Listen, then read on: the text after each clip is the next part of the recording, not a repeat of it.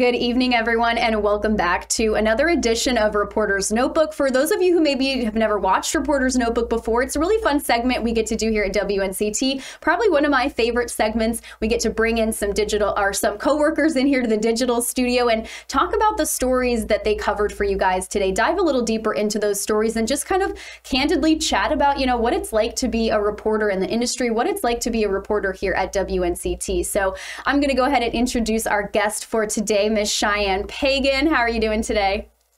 I'm good, Emily. How are you? I'm doing good. It's the middle of the week. We've got, the weather started to cool down a bit. And I've talked about this probably every Reporter's Notebook or update that I've gotten on this week. I'm like, it's colder outside. I'm loving it. I can't stop talking about it. Fall. I love it. It does. And are you one of those people that's like, if it's cold, but it's still September, like that's too early? Are you one of those people that's like, go get your pumpkin spice lattes now? Nope, I say this in every Reporter's Notebook episode, but I am a Floridian, and I can tell you if it gets below like 75 degrees, that is like, that's amazing to me. Like, I love it. It feels so nice. Like, it's already starting to get cooler up here, and I'm not used to it, so I'm enjoying the weather a lot. Oh my gosh, I bet. And I have to ask, before we get right into your story, what is your like go-to fall snack or drink? Like, you're sitting on the couch with a cozy blanket, maybe you got some, Halloween movies playing in the background. What is your go-to fall snack or drink?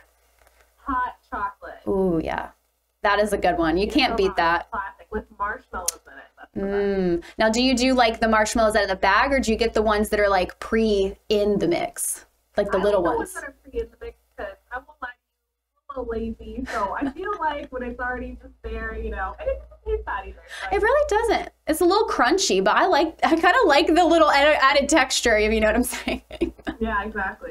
Awesome. Well, let's go ahead and get right into your story. You went and covered a school board meeting and all their new mandates and regulations that they're kind of pushing out for their school district. So what school board did you talk to, and what kind of direction are they going in?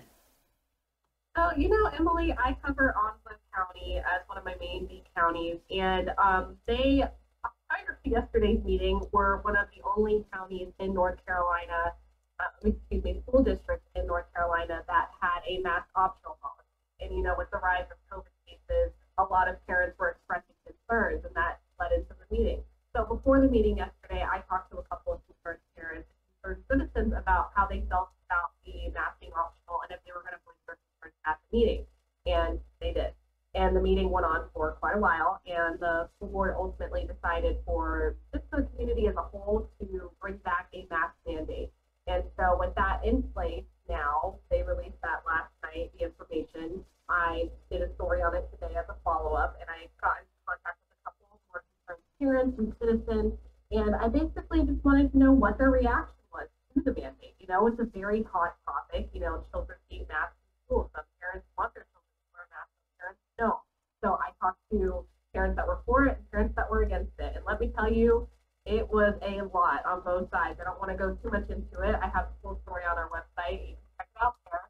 But, it was interesting to get to see everyone's takes on it. Everyone had some points on both sides. And, it's just, it shouldn't be a political issue, but in some cases it is. And it's going on. So Onslow County Schools will require masks for students. And they said that they're going to revisit it monthly. So at every meeting, I believe it's the first Tuesday of every month, they will revisit the mask.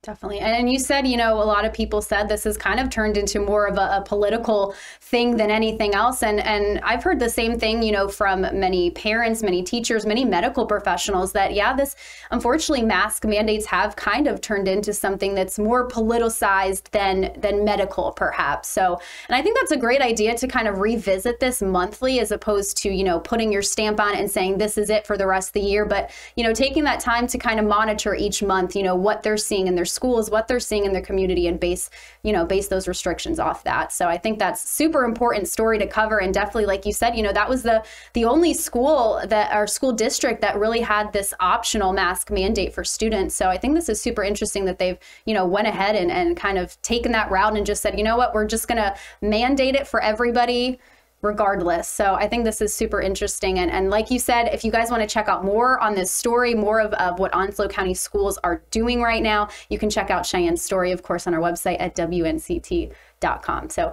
thank you so much, Cheyenne, for joining us, and we'll see you guys next time on another edition of Reporter's Notebook.